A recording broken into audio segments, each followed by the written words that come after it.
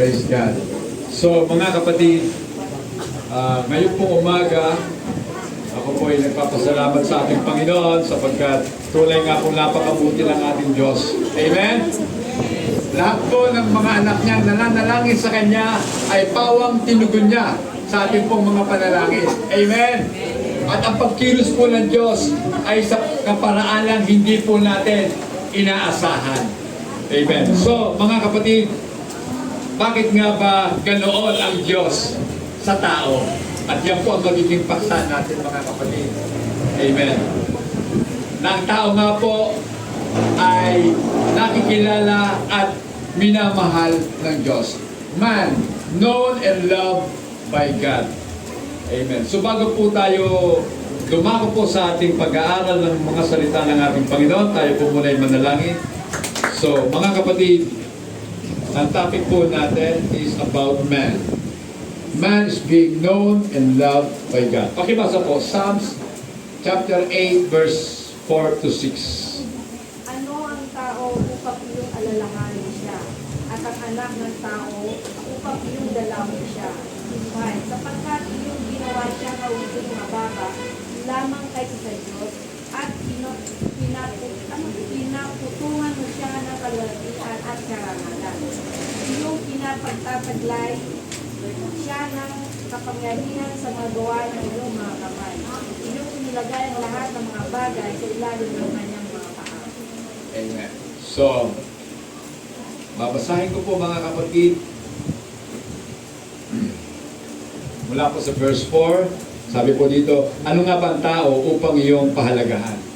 Amen. So sino nga ba tayo para bigyan tayo ng pagpapahalaga ng Diyos?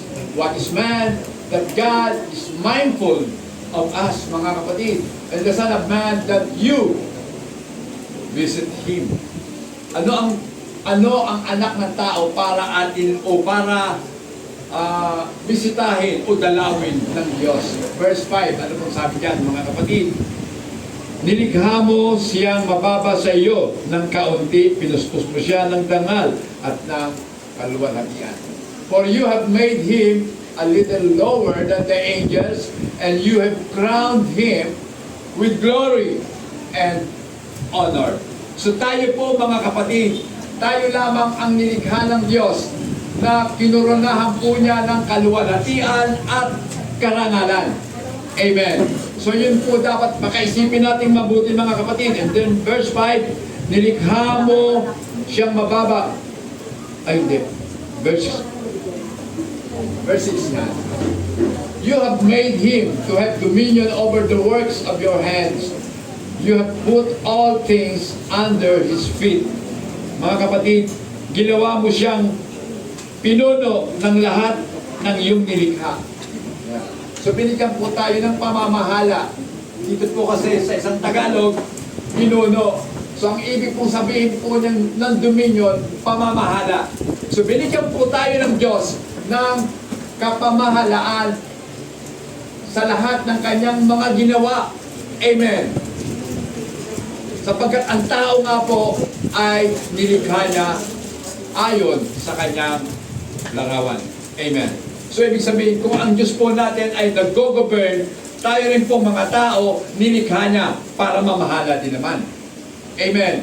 So, hindi dapat pinamamahalaan ng hayop ang tao. Na para bagang ang tao ang sumusunod sa kanila. Dapat napapasunod po natin lahat ng mga nilalang ng Diyos. Amen. So, sabi pa nga po dito, you have put all things under His feet. Inilagay lahat ng Diyos sa ilalim ng ating mga paa ang lahat ng bagay. Na ang ibig pong sabihin, tayo po ang merong final say sa kanila. Amen. So mga kapatid, kadalasan po, yan, tayo po ba ay namanghala sa isang tao dahil sa kanyang pagkakaalam patungkol sa atin? So, humanga ba tayo sa tao dahil marami po siyang alam? Malamang, humahanga tayo. Nung nabubuhay po si Erne Baron, di ba sabi ko, ang galing naman ito, halos alam. Nung mamatay si Erne Baron, ang pumalit, si Kuya Kid. O, di ba? Kuya Kim. So, minsan na-impress tayo sa kanila kasi marami silang alam. Yan. So, meron po silang karunungan na kaya po nilang malaman maging yung motibo ng tao. Parang ang hirap na nito. Para bagang mga mamuhula na to sa Quiapo. Na alam yung nasa isip mo, alam yung nasa puso mo. So alam yung motibo. Pero wala ka po kung alam na tao na pwede pong makaalam ng motibo ng kapwa niya tao kung bakit ginagawa ang mga bagay na ito. Ever been impressed with a person who seemed to be knowledgeable of almost all things? May alam po ba kayo na tao at na-impress na ba kayo sa taong ito dahil marami siyang alam? Halos lahat ng bagay sa mundo ay alam niya na. Wala po akong alam na gano'n, mga kapatid. Merong mga tao, meron pong nakakaalam ng mga bagay, pero hindi lahat ng bagay ay kaya niyang malaman. Amen. A living counselor who can help you get out. So, isang buhay daw na tagapayo na maaaring tulungan tayo upang tayo ay makawala doon sa problema na ating kinasasadlakan. Na-impress ba tayo sa kanila? Sa ating pong modernong panahon ngayon, mabenta po ang mga psychologists. Amen? Marami pong pumupunta sa mga tagapayo, sa mga guidance counselor para magpapayo kung ano ang dapat nilang gawin. Pero nakakalimutan po nila na merong isang persona. Amen. Siya ay si Jesus na higit pa sa nalalaman ng tao ang kanyang mga kaalaman. Amen. At kung ang kaalaman nga po ng ating Panginoon ay susukatin po natin para bang ang kaalaman lamang ng tao ay parang basic mathematics lang. At ang sa Diyos ay tinatawag na quantum physics. Ano ba yung quantum physics, mga kapatid? Medyo mahirap po ito kasi ito po ay advance ng pag-aaral sa physics, mga kapatid, na may kinalaman po ito doon po sa mga tinatawag na atomic and subatomic level. Quantum physics po ang tawag doon, mga kapatid. Kasi tayo po, ang pinag-aaralan natin dati, yung pong mga atoms, di ba? Pero ito pong quantum physics na to ay mas maliit pa sa atoms ang mga pinag-aaralan. Kumbaga, inuugat talaga yung pinanggalingan ng lahat ng bagay. Pero merong silang alam, itong mga scientists na to, na hindi alam o na hindi malilingid sa ating Panginoon. Dahil maraming alam ang Diyos na hindi alam ng tao. Amen. Palakpakan po natin ang ating Panginoon. Sa totoo, mga kapatid, wala naman po talagang masama na tayo ma-impress sa mga tao na nakakaalam ng mga bagay. Diba? Dapat nga natin po silang hangaan sapagkat maging ang Diyos man. Ito po ang sinabi ni Haring David patungkol sa tao. What is man that God is mindful of him? Ano nga ba ang tao upang alalahanin ng Diyos? So, sa tanong pong ano ang tao, kinakailangan makuha po natin yung sagot. At kukuha tayo ng sagot mismong sa Biblia. Ang tao po ay nilikha ng Diyos ayon sa kanyang wangis. Hindi po siya sinalita lamang ng Diyos, kundi ginamitan ng Diyos ng kanyang kamay at ng kanyang espiritu. Amen. Pag sinabing espiritu, ang kanyang hininga, sapagkat ang hininga ang siyang nagbibigay buhay. Kung paano sinasabi ng Bible na ang espiritu ang nagbibigay buhay, ang hininga din ng Diyos ang siyang nagbibigay sa atin. At ang hininga, walang iba kundi ang espiritu. Amen. So, mga kapatid, we had been landed on the moon. Di ba dapat naman talaga hangaan ng mga tao? Sapagkat ang tao po ay nakarating na po sa buwan. Amen. Bata pa ako noon, elementary lang ako. Nagulat kami. Isang umaga, binabalita sa radyo. Yung Apollo 11, lumanding na sa buwan. Sabi ko, wow, ang galing ng tao. Sikat na sikat no, si Neil Armstrong, si Aldrin, saka si pa yung isa? Si Collins. Yan. Hindi ko na alam yung pangalan ng dalawa. Pero ang alam na alam ko talaga, itong si Neil Armstrong. Kasi siya po yung lumakad sa buwan. At ngayon mga kapatid, eto na. Maraming tao ang naniniwala po sa ano, na hindi totoo na ang tao ay nakayapak na sa buwan. Di ba? Sabi nila, ay hindi totoo yun. Sa laboratorio lang sa Amerika ginawa yun. Kasi meron daw mga shadows na makikita mo. Para pag meron mga ilaw na inilagay, may anino dito, may anino dito. So, mga kapatid, mahilig po ang tao ngayon sa conspiracy theory. Di ba? Pag sinabing conspiracy theory, talagang gustong-gusto natin basahin yan. Yung mga UFO, di ba? Parang totoo. Hanggang ngayon may naniniwala pa na ang mundo ay flat. So, ano ba naman kayong mga tao kayo? Ang tao, nakarating na sa space, nakita nila ang mundo, bilog. Bakit maniniwala ka pa na flat earth? Di ba mga kapatid? So, conspiracy theory mga kapatid. So, ang tao po, nakarating na sa buwan, na-explore na ng tao ang kalakihan po ng space. O, diba? So, nakarating na, na-explore na po ng tao yung vastness ng space, mga kapatid. Then, hindi lang yan, mga kapatid. Ang daming bagay na kahanga-hanga sa tao. Natutunan po ng tao na i-transfer ang isang puso sa kapwa-tao. Isang puso na kung saan na isasalib po sa iba. Samantalang yung pinagpunan ng puso, malapit na mamatay, kukunin ang puso na isasalin doon sa taong may sakit sa puso. Diba? Heart transplant. Maliit pa rin ako, nangyari na po yan. At hanggang naman ngayon, maliit pa rin ako. Amen.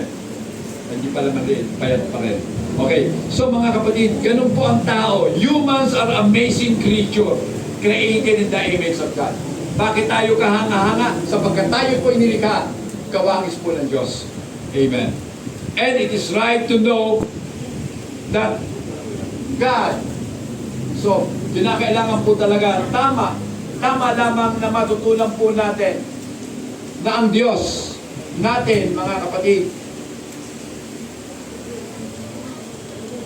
ay dapat natin mapapurihan sa mga bagay na kanyang ginawa. But it is not by accident that Psalms chapter 8, so hindi po aksidente, kung babasahin po natin ang Psalms chapter 8, mula sa verse 1 hanggang dito po sa verse 9, kung mapapansin po ninyo, yung verse 1, yan po ang pasimula. O Lord, our Lord, how majestic is your name. Sa verse 9, sa pagtatapos po ng chapter 9, mga kapatid, yan din ang sinasabi, O Lord, our Lord, how majestic is your name. Amen. So mga kapatid, tingnan niyo po yung salitang O Lord, O Yahweh, O Panginoon.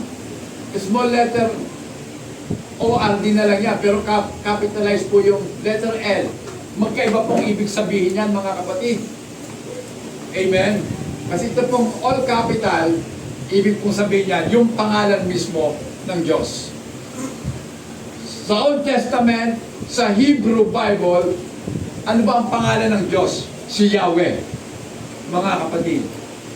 Then, O Yahweh, aming Panginoon. Yan ang ibig sabihin yan. How majestic is your name. Kahanga-hanga o gaano kahanga-hanga ang pangalan mo. Amen. So, ibig sabihin mga kapatid, mula sa verse 2 hanggang verse 8, makikita na po natin. Dito po isinasaad. Pakibasa nga po yung verse 1 muna. Sige po, buong chapter. O Panginoon, aming Panginoon, pagkamilan ng iyong pangalan sa buong lupa, na siyang naglagay ng iyong kaluwalhatian sa mga langit. Mula sa bibig ng mga tanggol at ng mga tumususo ay iyong tinatag ang kalakasan dahil sa iyong mga kaaway upang iyong Sister Janet, verse chapter 8 yan. Psalms chapter 8. Okay. Hanggang 9 po. Mula sa bibig ng mga tanggol at ng mga tumususo ay iyong tinatag ang kalakasan dahil sa iyong mga kaaway upang iyong patahimikin ang kaaway at ang manggigati. At kabinubula ko ang iyong mga langit, ang gawa ng iyong mga daliri, ang buwan ay, at ang mga tuloy na iyong inialon. Ano ang tao upang iyong alalahanin siya, at ang anak ng tao upang iyong dalawin siya. Kapagkat iyong ginawa siya, kauping mababa lamang kay Diyos, at pinupunan mo siya ng kalwalhatian at karangalan. 6. Iyong pinapagtataglay siya ng kapangyarihan sa mga gawa ng iyong mga kamay. Iyong nilagay ang lahat ng mga bagay sa ilalim ng kanyang mga paa. Lahat ng tupa at baka, oo, at ang mga hayop sa parang. Ang mga ibon sa ipapawid at ang mga isda sa dagat, anumang nagdaraan sa mga kalaliman ng mga dagat. O Panginoon, aming Panginoon, pagkalitan ng iyong pangalan sa buong lupa. Amen. So, wala doon sa verse 2 hanggang sa verse 8, mga kapatid, ay tumutukoy po ito sa tao. Na kung saan ang tao po ay pinagkalooban ng Diyos ng kapamahalaan sa lahat ng kanyang mga nilikha. Mula po sa himpapawid, sa lupa at sa karagatan, ang tao po dapat ang siyang mamahala. Amen. So, mga kapatid, napakaganda at napakarilag ng ating Panginoon. That's not an accident. Hindi po talaga ito aksidente, mga kapatid. Ang mensahe po ay napakalinaw. If we had been impressed with some human being who seems to be all-knowing, then that impression explodes over Jesus Christ in worship. Kung tayo po'y humahanga sa mga tao na nakakaalam ng mga bagay, di ba? Minsan po kasi labis yung paghanga natin sa mga tao. Lalong-lalo na po sa mga namiminuno po natin. Di ba? Sa usapin pong pangrelihiyon, marami pong mga miyembro ang hangang-hanga po sa kanilang mga namiminuno. Amen? Kaya nga po yung namiminuno sa kanila, ang siya na po nilang hinahangaan sa halip ng ating Panginoong Jesus. Mas bantog po yung leader kaysa sa ating Panginoon. Mas kinakatakutan ang salita ng leader kaysa sa Panginoon. Tama po ba? Dahil kung anong sabihin ng leader, sinusunod po nila. Amen. Hindi po dapat mangyari yun. Ang tunay na mga ngaral ng Diyos, walang ibang itinataas kundi ang Panginoon. At ang Panginoon ang dapat masunod sa bawat aspeto ng ating buhay. Amen. Kung merong mga leader na tinitingalanan ng mga miyembro niya, natitiyak ko po mga kapatid, kapag hindi po sinaway ng leader ang mga miyembro, ang leader na yan ay isang huwad na tagapagpangaral ng salita ng Diyos. False preacher. Wala na po kasi false prophet ngayon. Pero ang dami po false preacher. Amen? Yung mga nagpapakayaman, isa po yan eh. Sa mga batayan na hindi ka totoong leader. Amen? Bakit? Bakit ka nagpapakayaman? Kung alam mo ang katotohanan na ang mundong ito ay lilisanin mo. Bakit ka nagpapakayaman? Samantalang ang mga miyembro, ang daming naghihikahos. Sabi nga nila, nasaan ang hustisya? Diba? Oh. Kaya tuloy, ang dami pong mga nag-aaral ng salita ng Diyos na walang ginusto kundi maging tagapagturo na rin sila. Dahil alam nila, it is a way to have wealth and health. Di ba? Isipin mo na lang, ang daming walang nalamin sa'yo. Di ba? So, wow, galing. Kaya nga yung isang leader na ngayon po ay wala na. Hindi ko po alam kung masaya siya sa kanyang kinalalagyan, sa kanyang kulungan. At napakaganda pong balita nga ang nalaman ko. Sana totoo na siya po ay kinukuha na ng Amerika. Sa Amerika, walang special treatment doon. Amen? Sana nga po, kunin na. Hindi ni Lord kunin na ng Amerika. Kasi pag kinuha ni Lord, hindi siya maghihirap. Kaya kinakailangan, mahirapan muna. Sa Amerika muna siya. Amen. Kasi ang dami niyang kaso doon. Amen?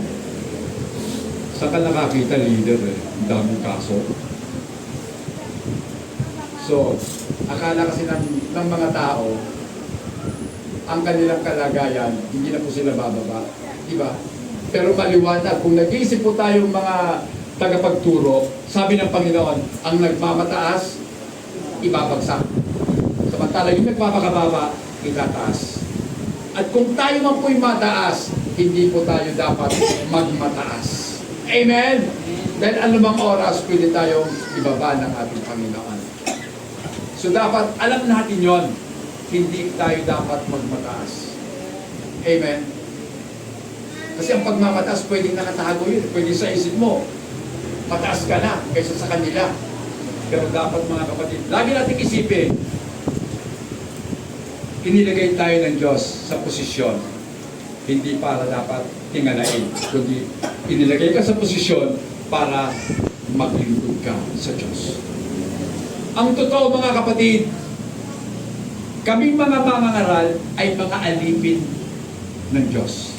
Amen? At kung kami alipin ng Diyos at kayo ang aming pinagsisilbihan, di ba, mas mataas kayo kaysa sa amin? Kasi kami tagapaglingkod. Amen? Pero kumusta? Sa pananaw ng iba, ng mga tumatayo sa pulpito, di ba, sila ang dapat masunod, maging sa buhay ng mga tupa ng Diyos. Mga kapatid, nagkakamali po sila. Magkakamali tayo doon.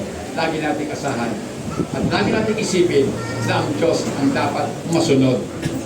Sa buhay ko at sa buhay nyo, ang Diyos ang dapat masunod. Amen. Mga kapatid,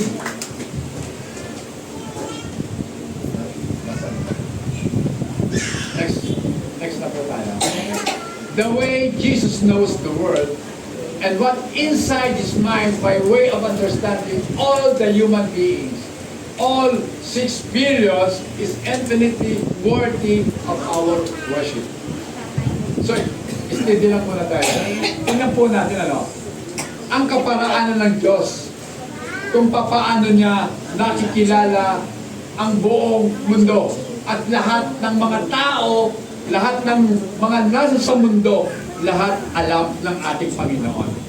At kung ito'y alam ng Panginoon, alam niya maging ang bawat tao na tayo po ngayon ay bumibilang na ng 6 billion na tao. Sa China pa lang, saka sa India, halos 2 billion na yon. Amen. Akala natin China lang ang pinaka-madami. Ang India, halos nakikipagkarera o baka nalamangan na ang China. So, may 6 billion na po tayo sa mundo. Sa Pilipinas pa lang, ilan na? Mahigit ng 100 million ang populasyon ng Pilipinas. Compare mo sa laki ng ating pong lupa, ang liit-liit lang ng Pilipinas, di ba? Pero ang daming tao sa Pilipinas.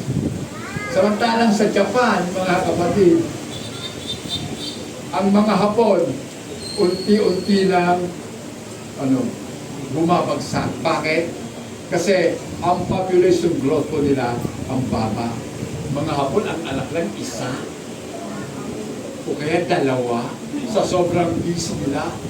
Mantala mga Pilipino, busy man yan o hindi, busy pa rin yan sa paggawa ng mga bata. Oh. Di ba? Dami natin. Kaya, dapat talaga, huwag masyadong paniwalaan yung sinasabi ng iba na batay daw sa Biblia, punuin natin ang mundo. Di ba? Utos lang po yun sa atin ng Diyos noon kasi wala pang mga tao. At kinakailangan talaga i-populate natin ang mundo. Ngayon na tayo pa ay overpopulated na, anong dapat? Dapat naman. Kung mahal po natin ang mundo, huwag naman tayo masyadong mag-anak ng madami. Amen? Pwede. So mga kapatid, next po. Yan. At alam niyo ba mga kapatid, dahil nga po sa angking karunungan at katalinuhan ng Diyos na alam niya ang lahat ng bagay, hindi ba siya karapat-dapat na tumanggap ng pinakamataas nating papuri? Amen? Pinakamataas na paghanga sapagkat lahat ng bagay alam niya. Amen? The glory of His omniscience will come to us more fully if we ponder its personal implication for us. Hindi po natin naiintindihan. Marami tayong mga bagay na hindi naiintindihan patungkol doon sa katuruan na ang Diyos ay nakaalam ng lahat ng bagay hanggat hindi natin nauunawa ang katotohanan sa ating sarili. Walang bagay sa buhay mo na hindi alam ng Diyos. Yung kaliit-liitang bahagi ng katawan mo na hindi mo pa nakikita, alam ng Diyos yan. Amen. Yung iisipin mo palang mamaya-maya, alam na ng Diyos yan kung ano ang iisipin mo. Amen. Kung ano ang mararamdaman ng puso mo, alam na ng Diyos yan. Bago pa man mangyari, alam lahat ng Diyos. Sapagkat sa Diyos, lahat ng bagay ay hindi nalilimutan. Amen? Yung past tense natin, yung present tense natin, yung future tense natin, lahat sa Diyos nakikita niya. Amen. So wala tayong dapat itago sa Diyos. Isang bagay na kagila-gilala. It means no secret in our lives. Wala, sabi. Walang sikreto tayo na hindi alam ng Diyos. Amen? Yung tinatago-tago mong sikreto mo, alam ng Diyos yun. Amen? Mabuti na lang ang Diyos natin, hindi chismoso. Amen? Kung tao siya, malamang na pag-uusapan ka na. Ay naku, si ganito. Alam ko yan. O, di ba? Para maka-scoop lang, uunahan na kaagad. Para maging bida-bida. Diba? Uunahan na. Ikakalat ko na yan para mag-viral. Alam niyo mga kapatid, sa internet ngayon, ingat po kayo, di ba? Mahirap na pong ma-distinguish kung ano yung totoo, kung ano yung fake. Amen? Akala mo hindi AI? Yung pala AI generated. Halata sa bagay, ako nahahalata ko agad kung AI. Kasi iba po yung mga tao doon eh. Parang, mukhang maayos lahat eh. Kumbaga, na-filter ng mabuti. Parang wala eh. Grabe na ang ating technology ngayon. Kaya mag-ingat po tayo, mga kapatid. Subalit mga kapatid, maitago mo man ang mga bagay na yan. Maitago mo man ang motibo mo kung bakit ka content, ano ba yung tawag doon? Creator. Pero ang pinakamotibo mo, alam ng Diyos yun. Bakit ka naging content creator? Gusto mo lang na? Pera. After, pera-pera lang yan. Amen? Kunwari, nagbibigay, pero mas malaki ang binibigay sa kanila ni Meta. Amen? Di ba? Huwag kayong humanga doon. Huwag nyo nang panuorin yun. Kasi habang pinapanood nyo yun, lumalaki at lumalaki ang kanyang porsyento. Lumalaki ang pera niya. Kasi views yun eh. Di ba? Kaya nga, kung kayo manood nyo. Pero kapag gospel ng ating Panginoon, walang nanonood. Walang nagre-repost. Walang nag-share. Di ba? Wala! Tama ba ako? Hello? Pero yung mga walang katuturan, wow, ang daming... Bakit ganun sila? Kaya tuloy, gusto ko na rin tuloy mag-ano eh. Maging vlogger. Pastor na vlogger. Diba? Kaya lang, walang yung makukuha to kasi pangit ko, hindi ako gwapo, hindi ako bata eh. Pero yung mga batang pastor, ang daming nakukuha. Pero hindi nyo alam na dampot-dampot lang naman yun ang mga turo nila. Amen? Oh. Kaya nga lang, siyempre, magandang lalaki, maraming followers, maraming nakukuha. At the more you have the followers, the more magkakaroon ka ng maraming pera. So, ang pera, ang pinag-uusapan. So, mga kapatid, tao, nawawala na tayo sa dapat nating kalagyan. Dapat tayo pong lahat ay sumusunod sa ating Panginoon. Hindi natin dapat lagpasan ang ating Panginoon. Kung ang Panginoon nung siya'y narito sa lupa, siya'y nakaranas ng kahirapan, bakit hindi ang mga tao nito? Diba? Bakit sila hindi naghihirap? Pag naghihirap, reklamo dito, reklamo doon. Idinadamay pa ang mga miyembro. Alam nyo, ang pastor nyo, wala kami makain. Ang pamilya ko, wala kami makain. O siyempre naman yung mga miyembro, ay kawawa naman si pastor, mag-ambag-ambag tayo. O di ba? Bigay natin kay pastor, bigay kayo ng bigas kay pastor. O di ba? Grabe. Parang walang Diyos. Amen? Amen. Ang tunay na pastor, ang tunay na lingkod ng Diyos, sa Diyos na sinasabi ang mga problema niya. Amen? Bakit mo sasabihin sa iba? Ano, ipinapasa mo yung problema mo para sila naman ang mabigatan? At ikaw ay nag-unload, naging load sa kanila. Bakit ganun? Dapat sa Diyos mo sabihin. Dahil ang Diyos, hindi kailanman nag-o-overload. Amen? Amen. Lagi po siyang nakikinig sa ating mga panalangin. At kapag siya'y nakinig, ito'y tinutumbasan niya ng tugon.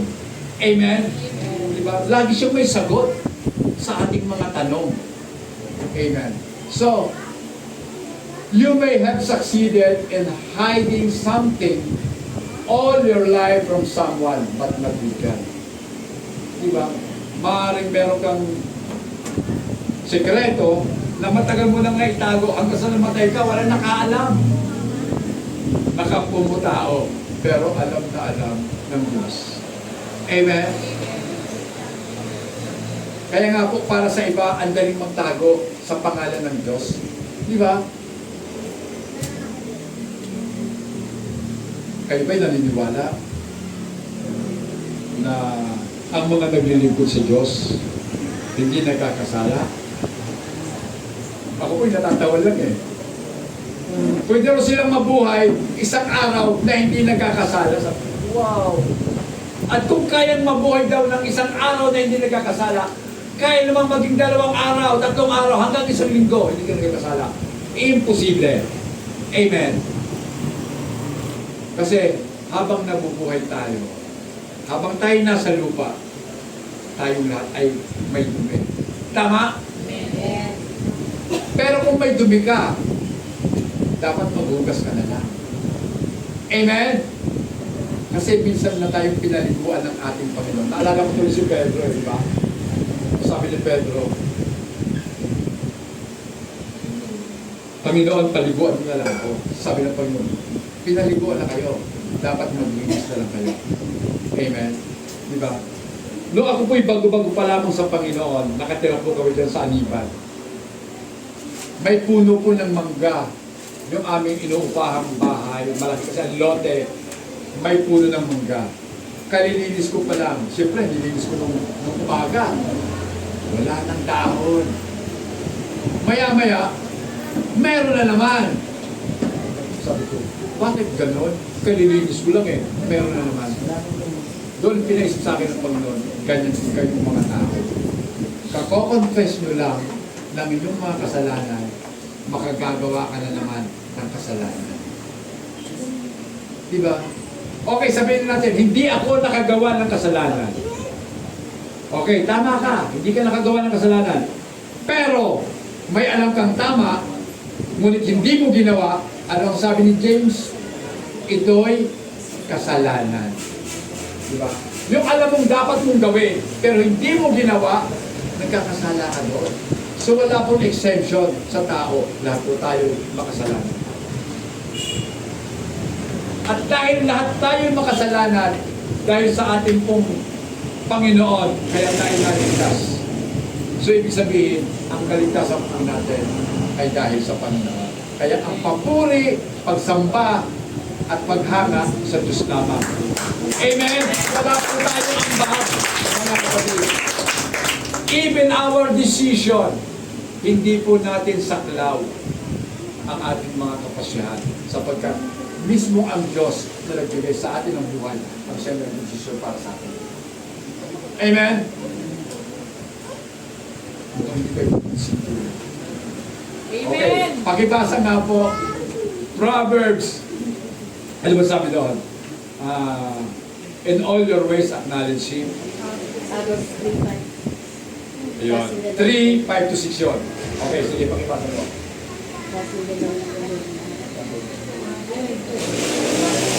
5 to 6. Tumiwala ka sa Yun. Panginoon ng buong puso mo at huwag kang manalig sa iyong sariling kaunawaan. Huwag kang manalig sa kasarili mong kaunawaan. Then, ano pa? 6. Dalangin mo siya sa lahat ng iyong mga lakad at kanyang ituturo ang iyong mga landas. Acknowledge. Kinakailangan po i-acknowledge natin lagi siya. At tayo tuturuan niya ng mga landas na dapat natin tahakin. Kung tayo tinuturuan niya na ito ang dapat natin tahakin, paano natin maiisip na yun ang dapat natin tahakin, hindi ba? Nilalagay sa puso natin, nilalagay sa isip natin ang mga bagay na dapat natin gawin. Amen. So wala talaga tayong ambag, mga kapatid. Dahil kung marunong tayo mag-analyze ng mga bagay na yan, makikita po natin lahat sa Diyos. Amen. Maging ang ating pong kaligtasan, hindi naman po natin kagagawan yun eh. Pero yung iba ay pinagpipilitan po talaga. Kung hindi ako nag-decide para sa aking kaligtasan, hindi ako maliligtas. Eh di ibig pong sabihin, ikaw at ang Diyos may partnership para sa kaligtasan mo. Ano ba yun? 50-50 kayo? 50% sa kanya, 50% naman sa iyo dahil nag-decide ka? Hindi ba ang totoo, mga kapatid, naligtas tayo dahil pinili tayo ng Diyos. Dahil lamang sa kanyang awa sa atin, biyaya nga eh. We are saved by faith alone. Amen. Sa mga nagtatanong dyan, Pastor, paano ba tayo naligtas? Hindi po bautismo. Ang tunay na nagliligtas, si Jesucristo. By faith sa Kanya. Dahil kung wala kang faith, hindi ka maniniwala. Ang dami ko na pong nahayuan. Ang dami ko nang naturuan. Hindi ko alam kung nagkulang ba ako o hindi talaga nila inunawa o hindi sa kanila ipinaunawa ng Diyos. Dahil kung ipinaunawa ng Diyos yun, iyak ko po yun, maunawaan nila. Dahil ang salita po ng Diyos, simple lang naman eh. Amen? Hindi mahirap, hindi komplikado ang salita ng Diyos. Napakadaling intindihin. Kaya lang sa iba, bakit hindi maunawa? Kasi hindi sila binigyan ng Diyos ng kakayanang umunawa. Dahil ang katotohanan, ang patay, walang ang unawa. We are all dead. Lahat po tayo'y patay. dahil sa ating mga kasalanan. Amen? Yes, buhay ka ngayon. Nakangiti ka, nakaupo ka dyan, naglalakad ka, may pamilya ka, buhay na buhay ka. Pero spiritually speaking, you are dead. Patay tayo. Amen? Dahil ang salita ng Diyos, walang dating sa iyo. Ang taong buhay na buhay sa Panginoon, natutuwa sa salita ng Diyos. Amen? Amen. Natutuwa dahil alam niya ang salita ng Diyos, ang kabuhayan niya. Ito ang nagbibigay lakas sa Kanya. Ito ang nagbibigay kagalingan sa Kanya. Amen. Yes, sabihin man natin, mahina ang katawan. Totoo, dumarating talaga ang punto na ang katawan ay manghihina. Pero isang bagay lang ang natutunan ko sa Panginoon. Habang nanghihina ang katawan, ang Espiritu ay palakas ng palakas. Ang palakas. Amen! Amen. Kaya nga lang, siyempre may isip mo naman, wala na. Wala na yung dati kong lakas. Totoo yun. Pero yung talas ng isip mo at yung lalim ng pananampalataya mo, habang tumatanda ka, lalong lumalalim ang iyong pagkakilala sa Diyos at lalong nalalapit at lalong palapit ng palapit ang pag-asang inaasahan mo sa Panginoon. Isang araw, makakasama mo siya. Amen? Pero bakit ang tayo mamatay? Kung gusto natin makasama si Jesus. Kasi mali po ang ating kaunawaan patungkol sa kamatayan. Nakala po natin ang kamatayan ay ang katapusan ng lahat. Mali po yun, mga kapatid. Ang totoo, ang kamatayan, ang magiging pasimula natin sa ating Panginoon. Na makakasama natin siya ng mukhaan. Amen? Ngayon, yes, pinag-uusapan natin ang Panginoon. Naniniwala tayo through faith natin na ang Panginoon kasama natin. Nakaupo din dyan. Amen? Kasi wala tayong lugar na pwedeng puntahan na hindi natin makakasama ang ating Panginoon. Kasama natin siya, mga kapatid. Kaya nga po, di ba, amazing yun? Tunay nga po, next power. Yan. Jesus knows absolutely everything about us. Alam na alam ng Panginoon lahat ng bagay tungkol sa atin. We are totally and completely known by Jesus. Amazing, di ba? The person who matter most knows most. Ang isang tao na mahalaga sa'yo, alam mo na marami siyang alam patungkol sa'yo. Amen? Kasi mahalaga siya sa'yo eh. Kaya marami siyang alam patungkol sa'yo. Amen. Pero ang Panginoon, lahat alam niya sa atin. Kaya dapat siya yung pinaka-mahalaga sa buhay natin. Wala na iba. Amen. The person's judgment is important, knows all. Ang persona na ang kanyang kahatulan ay napakahalaga. Alam niya ang lahat ng bagay. Sino ba yung nakakaalam ng lahat ng bagay? Hindi ba ang Diyos? At ang Diyos na ito ay siyang hukom natin pagdating ng araw. So alam niya lahat. Wala kang may katago, wala kang sikreto sa Diyos. Amen. Kaya ngayon pa lang, mga kapatid, alamin na natin, walang bagay na hindi nalalaman ng Diyos. Kaya dapat manatili tayo tapat sa ating Panginoon. Amen? Kahit anong mangyari, hindi ka dapat tumalikod sa Diyos. Mahalaga na sa huling sandali ng buhay natin, tayo pasumpungan niya na naglilingkod pa rin sa Kanya. Amen. Next. Let that sink in. Lahat ng mga narinig po natin, hayaan po natin na mag-settle down sa ating puso at isipan. Ibig sabihin, tumining sa ating puso. Dito sa puso, ano? At sa ating isip. Yung mga katotohanan patungkol sa Diyos. At katotohanan patungkol sa kung sino tayo sa harap ng Diyos. Kasi kinakailangan alam mo ang katotohanan kung sino ka sa harapan ng Diyos. Amen? Hindi ka produkto ng siyensya. Hindi ka klinong, mga kapatid. ikaw ay special. Ikaw ay workmanship ng ating Panginoon. At dahil ikaw yung pinaka magandang uri sa lahat ng ginawa ng Diyos, alam niyo ba ang ibig sabihin nun?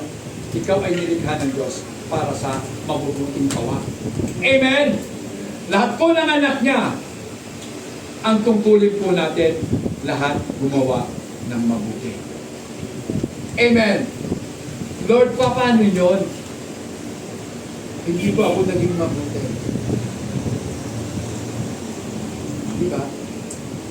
Honestly speaking, lahat naman po tayo hindi talaga mabuti. Di ba? At kaya lamang tayo naging mabuti sa paningin po ng Diyos dahil po sa ating pananampalataya. Kaya nga po, ingatan mo ang pananampalataya meron.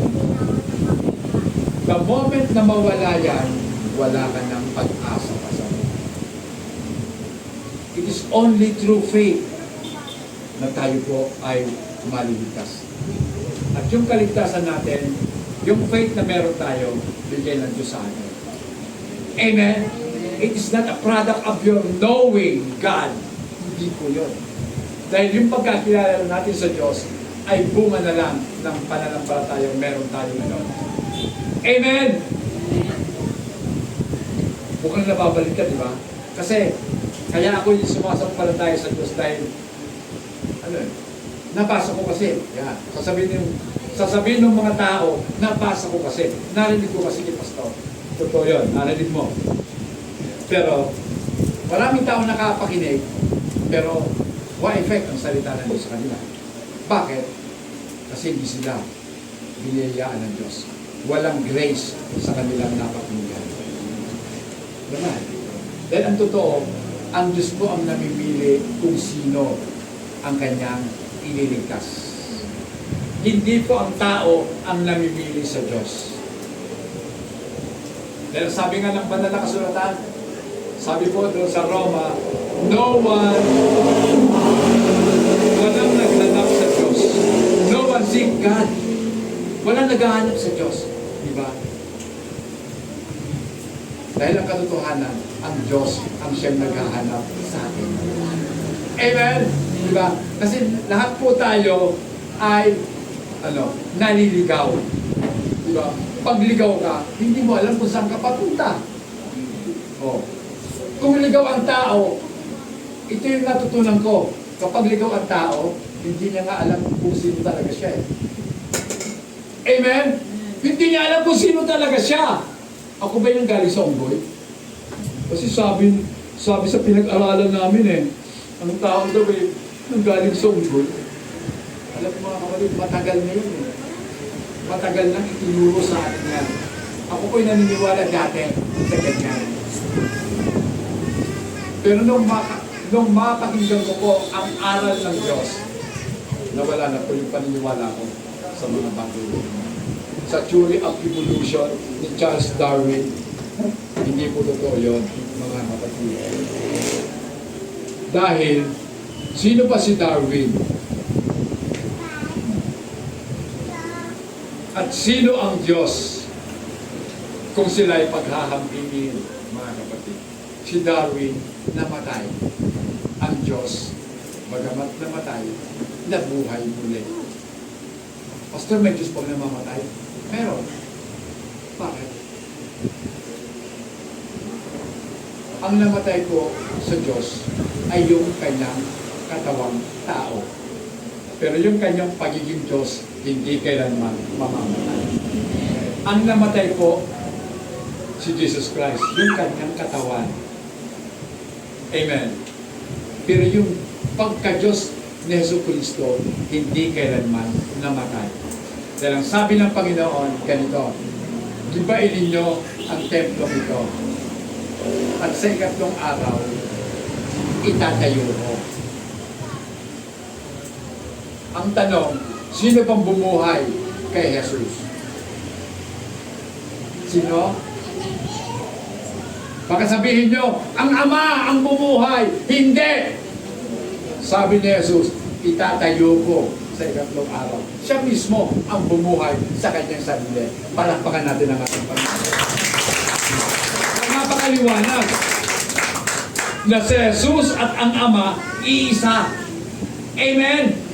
Isa lang sila, hindi sila dalawang persona. Kung may persona man ang Diyos, walang iba kundi si Jesus Christ lang. Pag sinabing persona, yun ang nakikita natin. Jesus Christ is the embodiment of God, the Father. Diba? Pag sinabing embodiment, siya yung katawan, siya yung representante, siya yung pumatawan sa ating Panginoon. Amen. Diba? Kung si Jesus ay hindi Diyos, lalabas na siya ay sinungaling.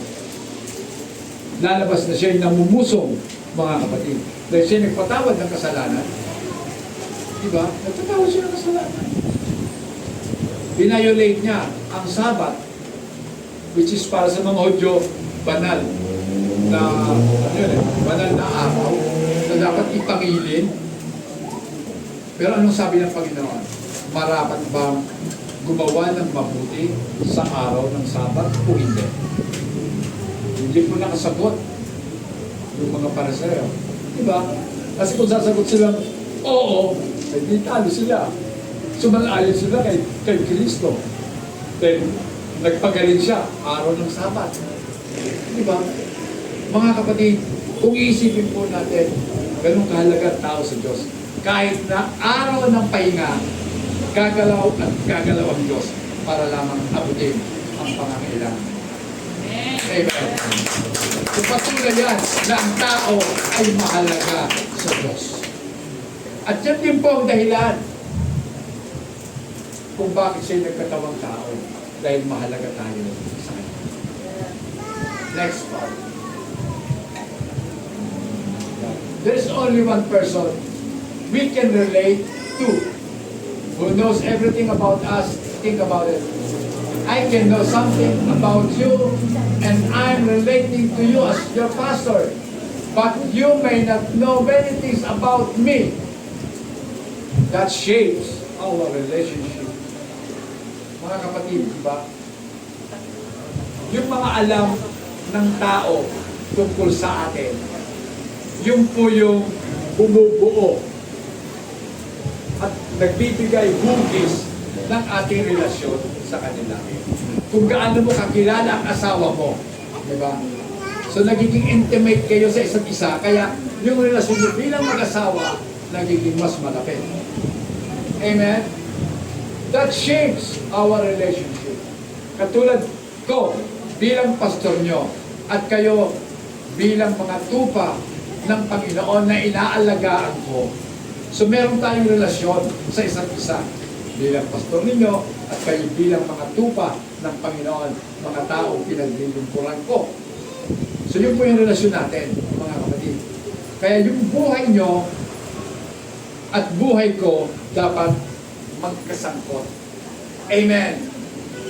Hindi dapat inaalisan ng ng big kiss. Bagkos, dapat tayong makisangkot sa buhay ng ating kapatid. Maliwanag ang sabi ng Panginoon, we are the church of God. Tayo ay iglesia ng ating Panginoon. Tayo ay katawan ni Kristo, mga kapatid. At bilang bahagi ng katawan, kung ano yung nararamdaman nyo, dapat nararamdaman ko nyo.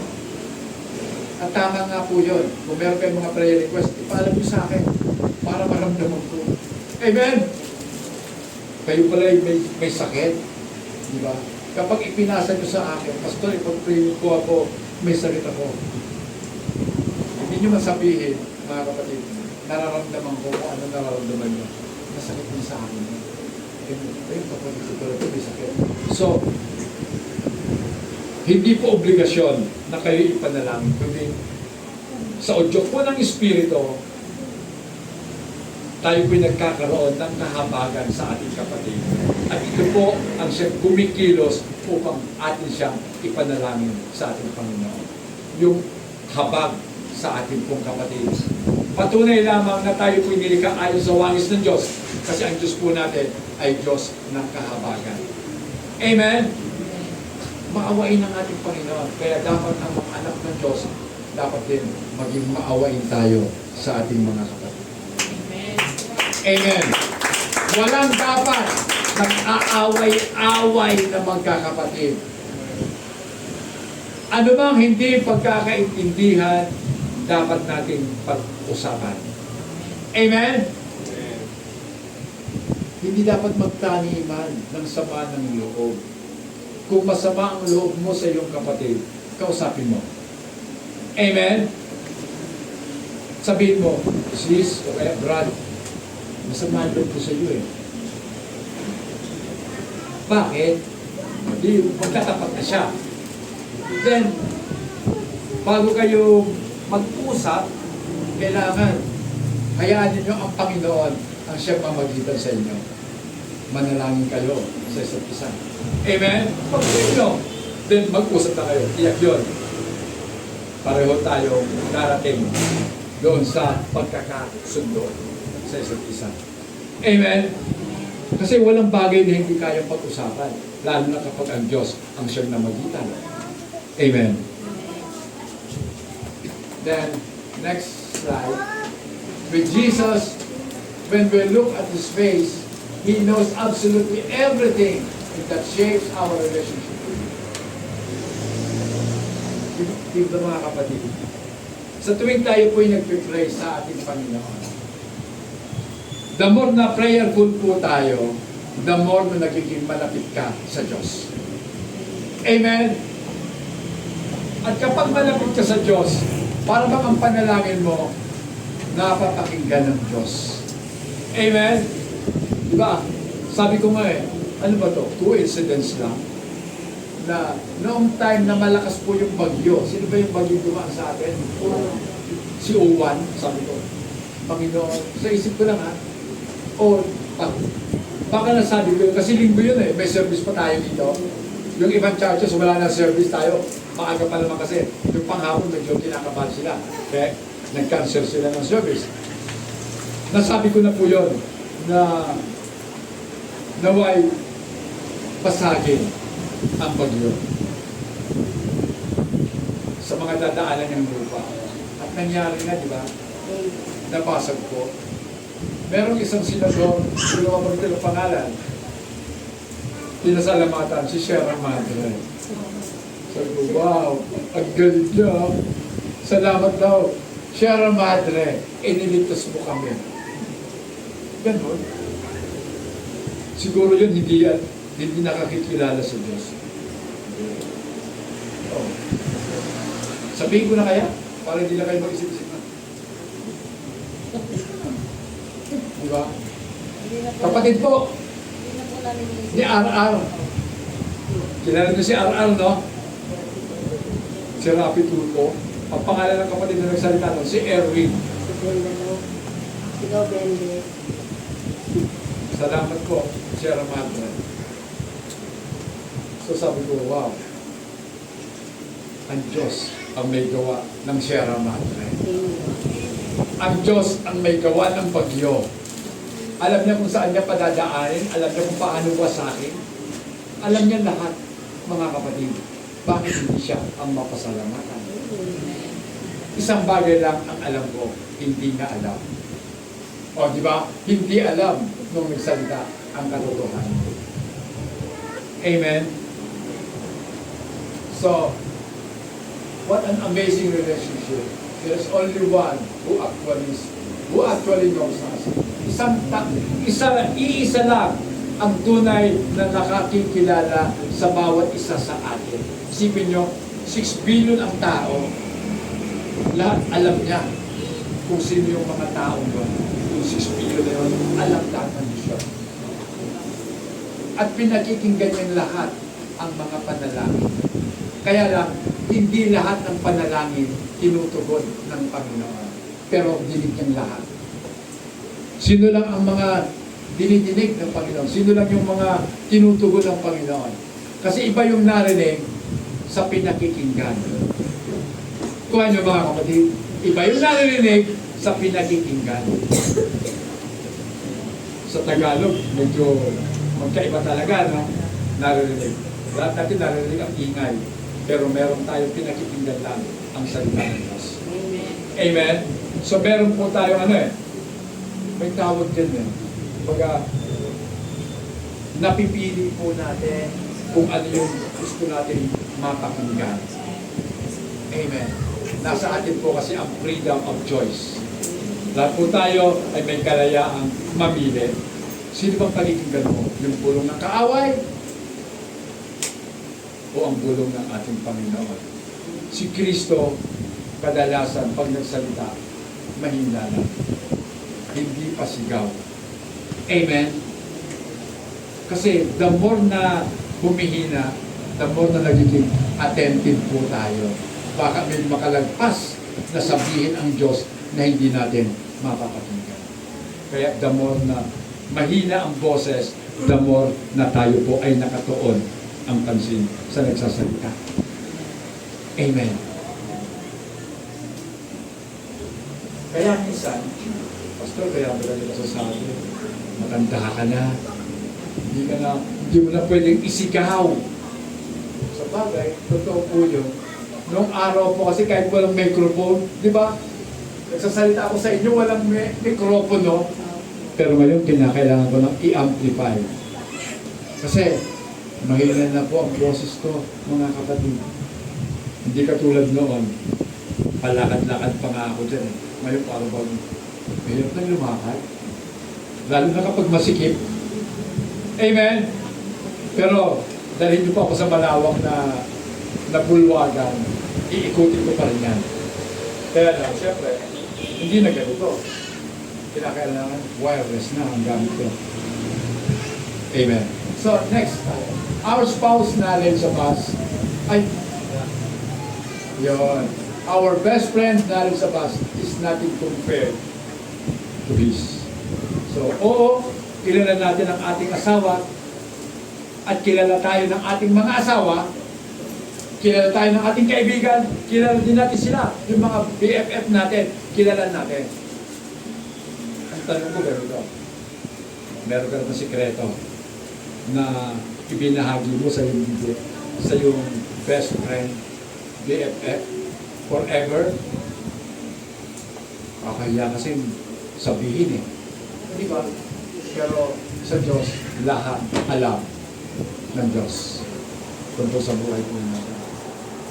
Di ba? Kaya nga, kung marunong po tayo mga Kristiyano, wag na wag po tayo magsasabi ng mga problema natin na medyo ikapapahamak natin sa iba. Baka talagang matuluyang mapahamak ka. Di ba? Mga kapatid, suggestion ko lang sa Diyos lang sabihin. Amen? Dahil pag nasabi mo sa Diyos, tiyak yun. May solusyon. Dahil ang solusyon po ng Diyos is unlimited. Di ba? At yung pinaka-the best na dapat mangyari, gagawin niya para sa iyo. Ang totoo mga kapatid, minsan pa tayo mismo hindi natin kilala sarili natin. Hindi natin alam kung ano yung mga dapat natin gawin. Di ba? Because we don't know who we are. Sabi nga po ni Jackie Chan, who am I? At sabi ng kanta, sino bang kamanta na? Tony, who am I? O ba? Redman. Casting ko, tama. Casting crowd na pala. Who am I? Sino nga ba ako? But the Lord of all the earth know my name. Diba? Sino ka para alamin ng Diyos na lumikha ng langit at lupa ang pangalan mo? Diba? Sino ba ako? Diba? Ito yung nagdala sa atin, sa ating mga tuhod, para lumuhod sa ating Panginoon. Amen. Ganun niya pinahahalagahan ang kanyang mga anak. Amen. Hindi lahat ng tao anak ng Diyos. Mga kapatid, maling konsepto ang magsabi, ang sabihin na lahat ng tao anak ng Diyos. Dahil merong sariling anak ang Diyos. Katulad mo, may anak ng sarili. At wala tayong pakialam sa anak ng iba. Hindi natin sila pwedeng disiplinahin, hindi natin sila pwedeng paluin. mga maaakusahan tayo na pakialamero at pakialamera. Ang kaya natin pakialaman, pamilya natin. Amen. At dahil tayong pamilya ng Diyos, kaya niya tayo itinutuwid. Kaya tayo dinidisiplina. Kaya tayo tinuturuan ng Diyos. Kaya makinig kayo kung kayo'y totoong mga anak ng Diyos. Dahil ang totoong anak ng Diyos, pinakikinggan ang tinig ng kanilang Ama. Amen. Next. Therefore, we always have Jesus to go to for help, to know, He knows all about us and loves us. So alam ng Diyos lahat ng bagay tungkol sa atin. At kahit alam niya na ikaw ay makasalanan at paminsan-minsan nakagagawa pa rin ang mga kasalanan, subalit iniibig ka pa rin ng Diyos. Minamahal ka pa rin ng Diyos. Amen. Bigyan niyo po sa aking marinig yung iniibig. Kasi ang implikasyon po ng salitang ibig, gusto lang. Tama? Bihira ko pong banggitin yan. Lagi kong sinasabi dito, yung pagmamahal ng Diyos. Kasi pag-ibig iba ang dating, mga kapatid. This is the sweetest of all. Let's take a look at Peter. Do you think that Mother Peter, that Jesus knew him? Para ba kay Pedro, malaki ang pakinabang na kilala siya ng Diyos? O kilala siya ni Jesus? Tingnan natin ang buhay ni Pedro. Next part. Yan. Peter denied the Lord 3 times. 3 ulit na ipinagkailan ni Pedro ang ating Panginoon. Di ba? 3 times. Then, this destroyed Peter dahil sa kanyang pagkaila sa Diyos. Di ba? Nawasak si Pedro. Umiyak siya. Alam niya wasak na wasak siya. Dahil hindi niya man ibig ikaila si Kristo, pero dahil sa sitwasyon, nagawa niya ipagkaila si Kristo. Minsan ganun tayo. Di ba? Pastor, wala walang choice, Pastor kinakailangan umabsent talaga ako. Trabaho. Di ba? Parang gano'n si Pedro. Mga kapatid. Di ba? Dahil pag sinabi niya, oo, kasama ko nga yan, patay din si Pedro. Kaya nagkailan siya. Naku, hindi ko kilala yung tao yan. 3 ulit yun. Hindi niya kilala si Jesus. May ayuda. Oh, di ba? Ikaw ba'y Christian? Ang ayuda, 10,000. Ano ka ba? Born again? Ba, hindi po.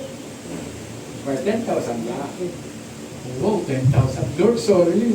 Pero kailangan ko talaga ng pera Yun yung sinasabi ko. Dahil sa sitwasyon, nagkaila. Amen? Pastor, pera na yun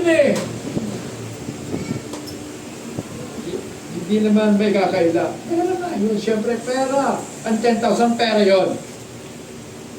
Pero, ano ang implikasyon doon sa Panginoon? Di ba? Kaya ba natin sabihin sa Panginoon, Lord, pasensya. Pinagpalit ito sa pera. Pasensya na Panginoon, ipinagpalit kita sa karangalan. Pasensya na Panginoon, ipinagpalit kita sa kayamanan. Pinagpalit kita, Panginoon, sa kaligayahan. Sorry, Lord. Mga kapatid, isang ganun tayo. Pero ang totoo, Jesus tried to help him recover. Tinulungan pa rin si Pedro ng Panginoon para maka-recover. Next part, tingnan natin. Yan. Yan. Matapos po ang pagkabuhay muli ng ating Panginoon, habang sila ay kumakain ng agahan, tinignan ni Jesus si Pedro at sinabi na, pakibasa po, John 21, 15-17. Yan. Sige po sa Tagalog.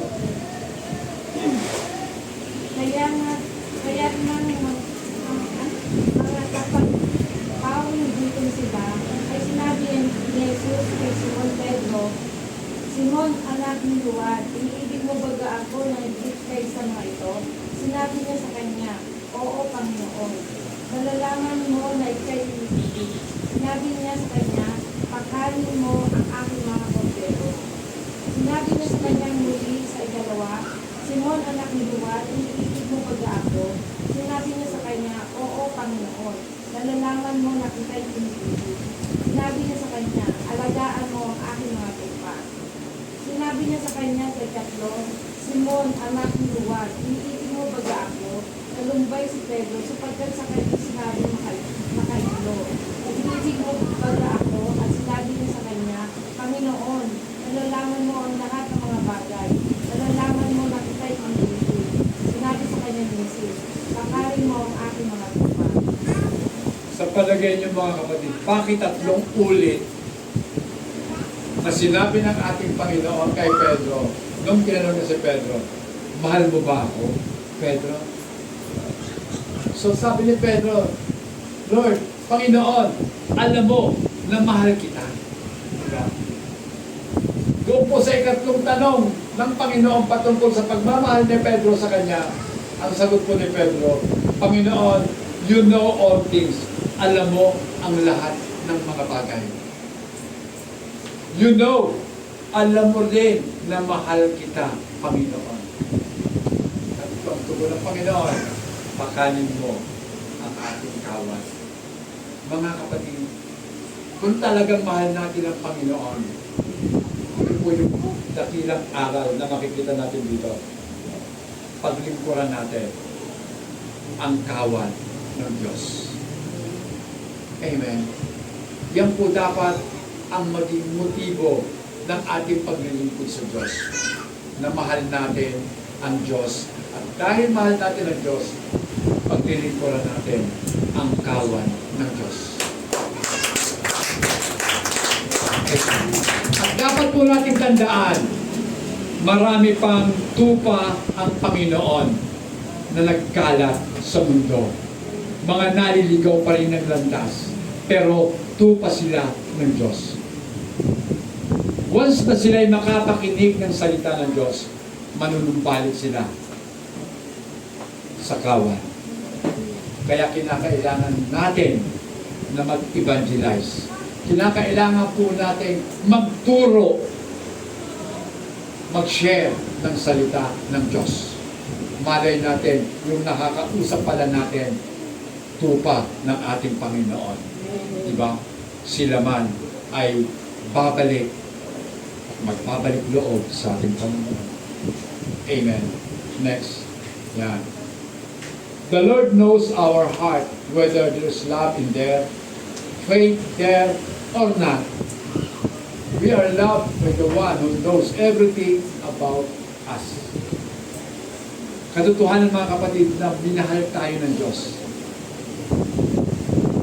Kahit na alam niya kung sino talaga tayo. Tayo po ay mga pinatawad lamang ng mga makasalanan. Amen. Pareho naman tayo ng sanlibutan Pero ang kaibahan lang natin sa kanila, tayo ay mga pinatawad ng ating Panginoon. Amen.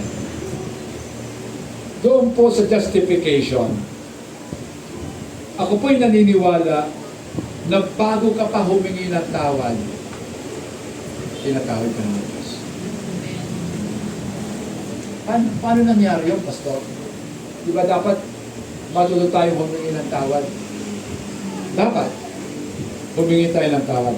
Pero hindi mangyayaring hihingi ka ng tawad kung hindi ka pa binibigyan ng buhay ng ating Panginoon. Kung hindi ka pa binibigyan ng Diyos ng kaunawaan patungkol sa kasalanan. Kailan ba dumating ang kaunawaan? Kailan ba dumating na ikay nabuhay muli nung ikay maipinanganak sa Espiritu? Saka ka lamang nagkaroon ng buhay. Paano nangyari yun?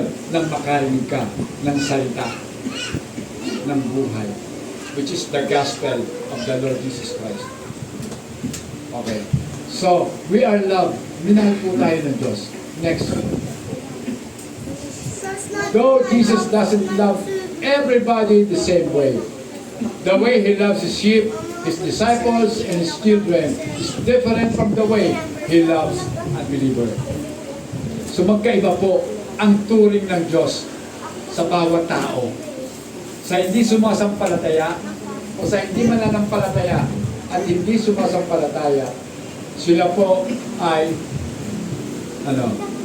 ang mamanahin po nila yung puot ng Diyos. Amen. Yung galit ng Diyos. Samantalang yung mga tupa, mga alagad at mga anak ng Diyos, minahal sila ng Diyos at ang mamanahin po nila buhay na walang hanggan. Next part. Jesus prays for His own people.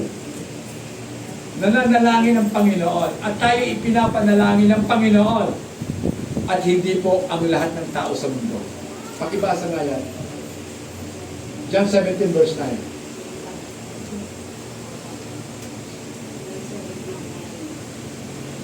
Idinadalangin ko sila, hindi ang kalibutan ang idinadalangin ko.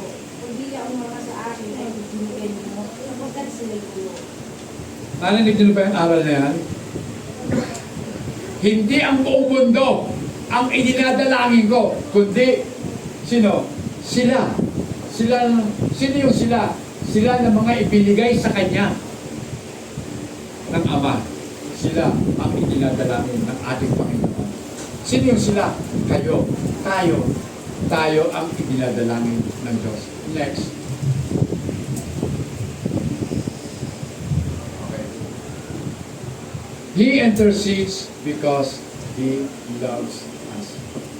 Siya'y namamagitan sa atin sa kadahilanan tayo po ay minahal ng ating Panginoon. Kaya siya nananalangin para sa atin. Yeah. Jesus today is in heaven, interceding for us. He bought us on the cross. So binili niya tayo doon sa krus. At ang kanyang kabayaran, o ang ipinambayad niya, ang kanyang dugo, at sinisiguro niya that He will make it to the end. Gagawin niya ang lahat ng bagay hanggang sa huli. Makakasama niya tayo sa langit. Amen? Which is what He said He did for Peter as He denied him. Luke 22, Luke 22:32. Datapwat ikaw ay sinaman ko, ang huwag magkulang ang iyong pananampalataya. At ikaw, kung makapagbalik ka ng muli, ay papatibayin mo ang iyong mga. Amen. So ano ito mga kapatid? Prayer ng Panginoon sa mga anak niya nag-backslide. Amen? But I have prayed for you. Si Pedro yun. Di ba? The moment na itinanggi ni Pedro ang Panginoon, nag-backslide na si Peter. Backslide siya. Di ba? Kung sasabihin mo, hindi mo siya kilala, backslide ka nun, mga kapatid. Pero anong sabi ng Panginoon? That your faith should not fail. And when you have returned to me, strengthen your brethren. Nangyari po kay Pedro. No, kung nang makapanumbalik si Pedro, di ba? Siya na nga ang naging leader ng grupo. Amen? Di ba? Si Pedro po ang nanguna sa mga alagad. Bago po si Pablo, si Pedro muna. At talaga naman, sa Jerusalem, si Pedro. Sa mga hintil, si Pablo. Amen? Kapwa po sila namatay sa kanilang paglilingkod sa Diyos. Ang kanilang kamatayan ay hindi po napapanahon. Untimely ang kanilang kamatayan.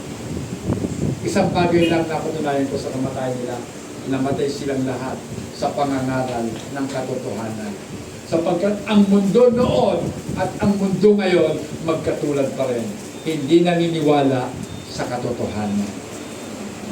Maging ang mga relihiyon, hindi rin naniniwala sa katotohanan. Dahil ang Israel, may relihiyon, Judaism. Pero hindi sila naniniwala kay Jesus na siyang katotohanan. Amen? Di ba sabi ng Panginoon, John 14:6, I am the way, the truth, and the life. No one comes to the Father except through me.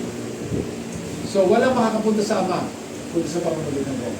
Hanggat hindi po natin inaamin at tinatanggap na ang Ama ay walang iba kundi si Kristo, hindi natin makikilala kung sino nga ba ang Ama.